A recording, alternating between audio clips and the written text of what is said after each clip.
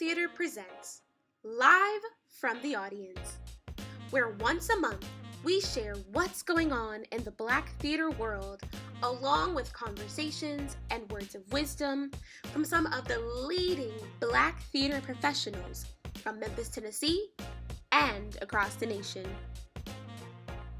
This month, we bring you an interview with Dr. Sandra Shannon, scholar and founder of the August Wilson Society. Now let's get into some Black theater news. The Village Theater in Sacramento, California, presents A Sunday Morning in the South, 1925, written by Georgia Douglas Johnson and directed by Michael Benjamin. The show will run September 29th through October 16th. The Ensemble Theater in Houston, Texas, presents Chicken and Biscuits, written by Douglas Lyons and directed by Elaine J. Morris. The show will run September 22nd through August the 15th. The Agape Theater Project in Raleigh, North Carolina, presents a one-act play festival, September 1st through September the 10th. Next up for Hattiloo Theater's Season 17 is the classic A Raisin in the Sun, written by Lorraine Hansberry and directed by Lawrence Blackwell. The show will run August 25th through September 24th. For more information, visit HattilooTheatre.org. Grab your notebooks and pens. Our interview with Dr. Sandra Shannon starts now. Hi, everyone. Welcome to Live from the Audience. For this month's episode, we are so happy to bring you a wonderful interview with an amazing person, Dr. Sandra Shannon. Hi. How are you doing today, Dr. Shannon? I'm doing well. How are you? I am good. I am so happy that you're able to join us. So, Dr. Shannon, please tell us a little bit about yourself. I am Professor Emerita, Department of English at Howard University. Happily retired since 2017. I'm putting quotations around retired because I'm no ways tied, but I've retired. I'm involved in quite a few extracurricular activities that keep me busy. So kind of jumping into our questions. So as a leading expert on August Wilson's work and a founder of the August Wilson Society, can you share what inspired you to develop a passion for his work? And additionally, when did you decide to dedicate a large portion of your research to his work? I often tell the story of how I came to August Wilson as an assistant professor, newly hired at Howard University in the late 1980s. Prior to that, I had just completed my dissertation on Amiri Baraka, aka Leroy Jones. And so that basically, during my dissertation research, brought me to the theater. And so I learned quite a bit about Black theater, researching Leroy Jones, his work. And so I already had a passion or an interest in Black theater in particular. So I don't know what day, time, or minute it was that I picked up a copy of August Wilson's Fences once I had become an assistant professor at Howard. And of course, I knew well that I needed to find a topic on which to research because of the old saying, you have to publish or perish. But I had the luxury of taking my time and finding a subject that I was actually passionate about. Passionate because timing was everything for me. Once I came upon August Wilson, once I read Fences and saw that this man had somehow told my story, because Troy Maxim was very much like my father, who had just passed away recently, so very much on my mind. And so that was an attraction to him on a personal level, but also on a professional level. At that time, August Wilson had not quite blown up, as they say.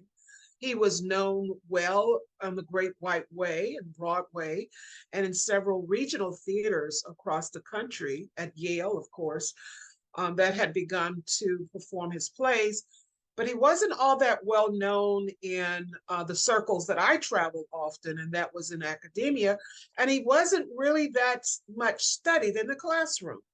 So I saw a need there to make August Wilson's plays as popular as William Shakespeare's plays in the classroom, studied at large, on syllabi, right? So that was my mission.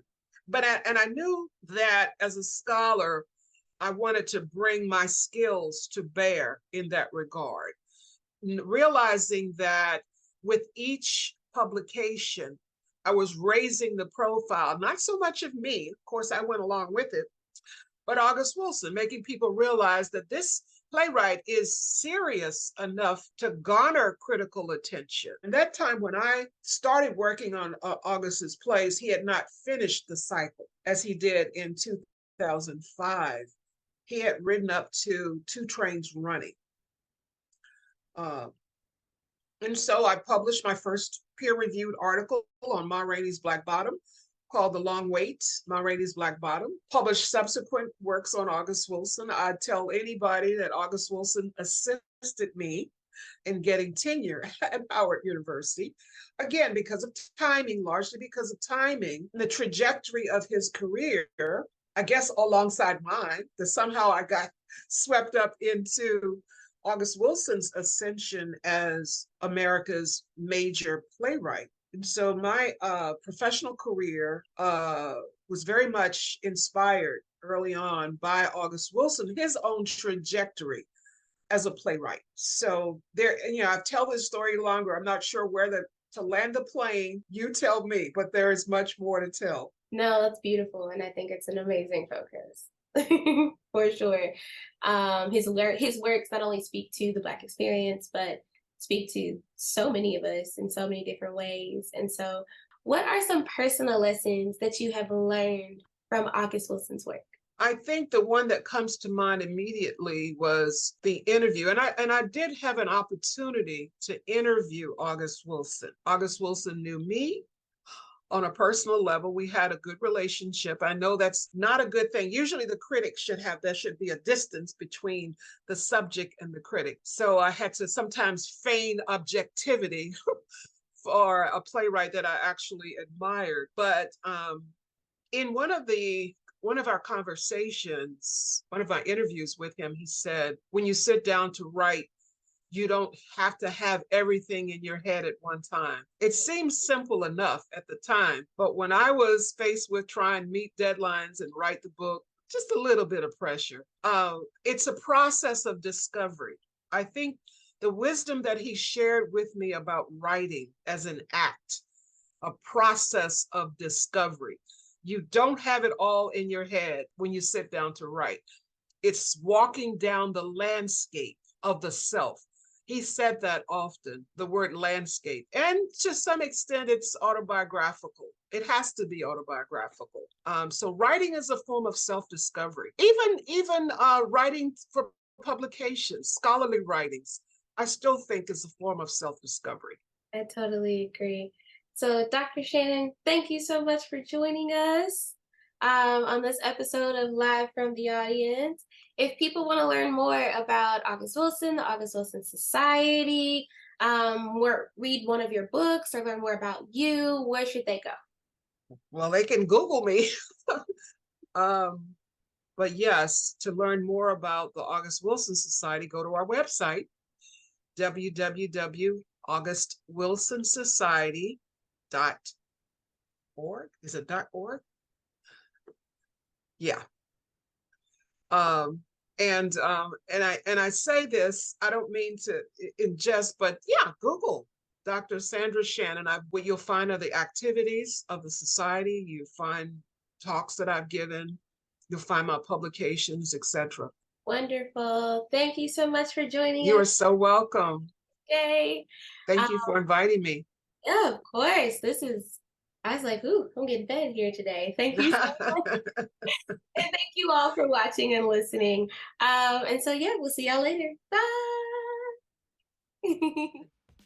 Thank you for watching Live from the Audience, presented by Hattiloo Theatre.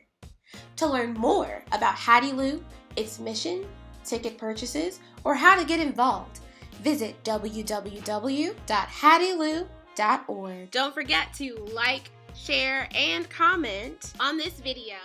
Tell us what you think. For more content like this, hit that follow button. We can't wait to see y'all again. Have a great day. Goodbye.